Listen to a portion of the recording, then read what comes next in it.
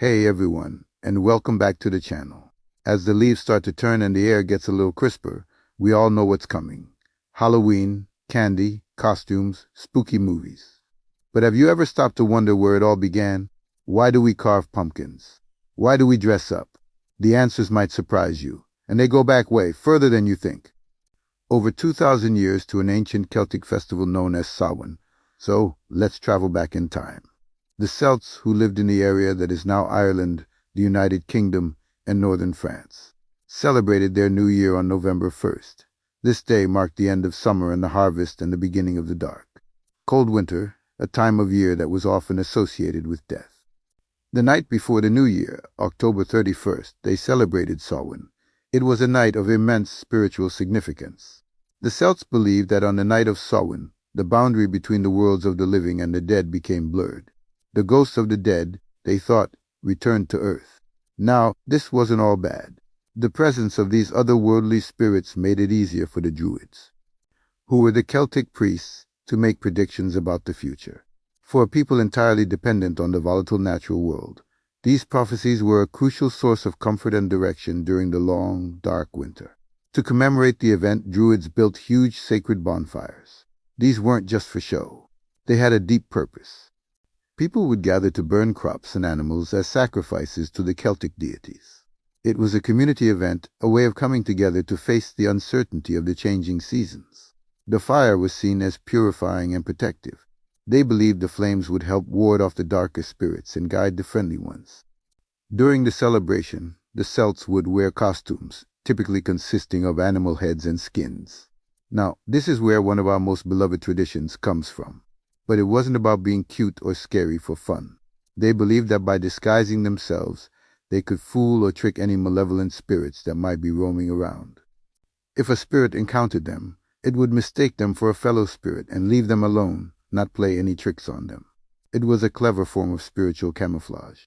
Another fascinating part of the Samhain ceremonies involved the sacred oak trees. For the Druids, oak trees were incredibly powerful symbols, representing strength, wisdom, and a gateway to the other world. They would hold ceremonies around these massive trees, believing them to be a direct line of communication with the gods and the spirit world. Imagine a whole community gathered under the sprawling branches of an ancient oak. With the flicker of the bonfire in the distance, it must have been an incredible sight.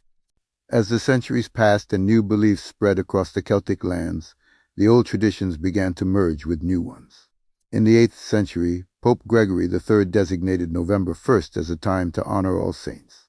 Known as All Saints' Day, the evening before the traditional night of Samhain began to be called All Hallows' Eve, which eventually, as you can probably guess, got shortened to Halloween. But the old ways didn't just disappear. The bonfires, for example, evolved. While the large community bonfires continued in some places, a new practice emerged, sometimes referred to as barn burning. Now, this wasn't about destroying property. It was a symbolic act. Small, controlled fires were sometimes lit near barns to protect the harvested grain and the livestock, within from evil spirits and witches during this magical night. It was all about purification and protection for the winter ahead. And what about our beloved jack-o'-lanterns? Well, that tradition also has its roots in Celtic folklore, specifically the story of a man nicknamed Stingy Jack. The legend goes that Jack tricked the devil for his own monetary gain. When Jack died, God wouldn't allow him into heaven, and the devil, keeping his promise not to claim his soul, wouldn't let him into hell. Instead, Jack was sent off to roam the night for eternity with only a burning coal inside a carved-out turnip to light his way.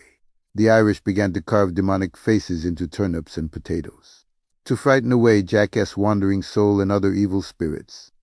When immigrants brought this tradition to America, they found a native plant that was much easier to carve, the pumpkin, and thus the modern jack-o'-lantern was born.